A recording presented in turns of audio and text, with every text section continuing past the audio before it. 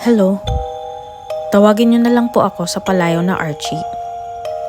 Noong bata pa ako, madalas kaming maglaro ng mga kaibigan ko sa gilid ng kagubatan malapit sa aming barangay. Alam naming may mga agta na naninirahan doon. Yan kasi ang madalas pinag-uusapan ng mga tao dito sa amin. Kaya hindi na kami gaanong natatakot dahil sanay na kami sa mga storyang paulit-ulit nilang binabanggit.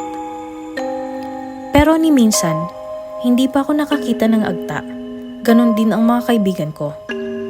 Isang hapon, nagtagu-taguan kami. Ako ang taya. Habang hinahanap ko ang mga kalaro ko, napadpad ako sa mas malalim na bahagi ng kagubatan. Bigla kong narinig ang mga sanga na gumagalaw at ang mga dahon na nagkakagulo.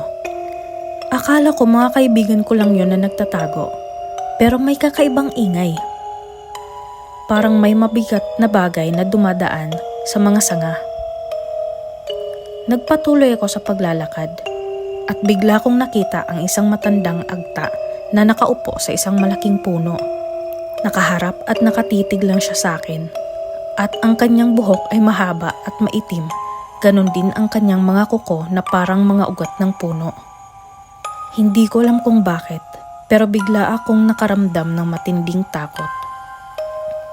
Parang may kakaiba siyang aura.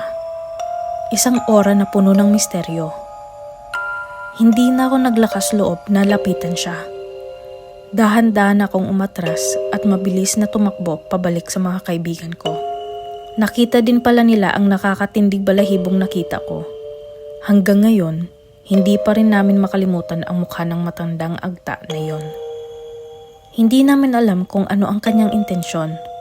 Pero ang kanyang presensya ay nananatili sa aming alaala bilang isang nakakatakot na karanasan.